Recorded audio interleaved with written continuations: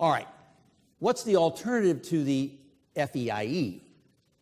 Well, for those of you who live in a high-tax jurisdiction, you're going to want to investigate using the foreign tax credit. Now, what is a foreign tax credit? Well, taxpayers can apply income taxes paid to a foreign government on income as credits to their U.S. tax obligations. So, the fellow who is earning the 120,000 euros as salary will have paid taxes to the Greek state at a level higher than he would have paid if he had been living in the U.S. and earning 135,000 USD. Because the maximum tax rate of 39.6% for 2014 doesn't kick in until the adjusted gross income exceeds $250,000 in the United States. So it's very likely, knowing the tax rates that apply in Greece and the levels at which those rates apply, that virtually everybody who's an employee will have far higher credits than they will have U.S. tax exposure on their earned income.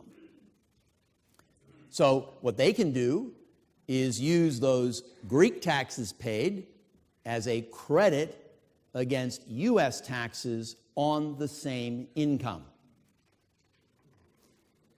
VAT, business or real estate taxes, FORIA or anything else, or other taxes not levied on income are not available for foreign tax credits.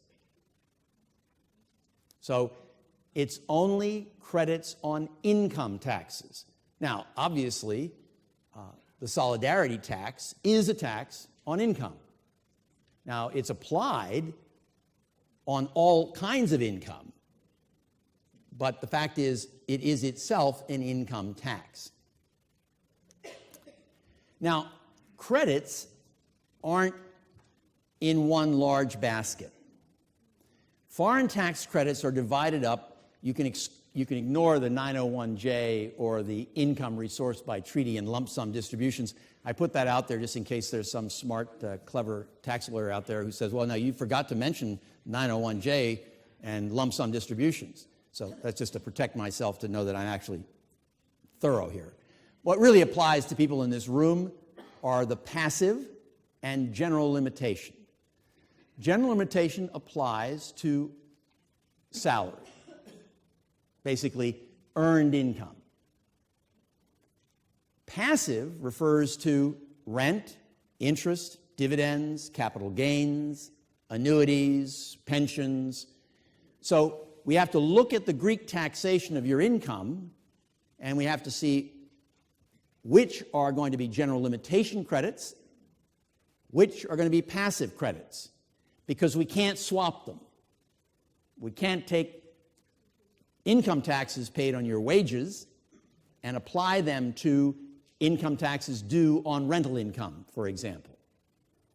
We can use taxes paid on rental income, interest, dividends, capital gains against U.S. taxes due on the same kind of income, but we can't take our passive tax credits, if we have too many of them, and use them for our general limitation credits if we don't have enough, and vice versa.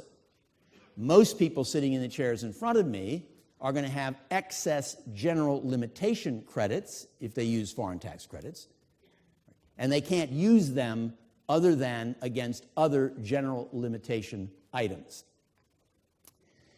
The Form AMT, the 116, there's a foreign tax credit form called a 1116. That has to be filed twice when you take a foreign tax credit. You have to take the basic credit, then you have to run it through the AMT formula, and AMT may end up reducing your foreign tax credits.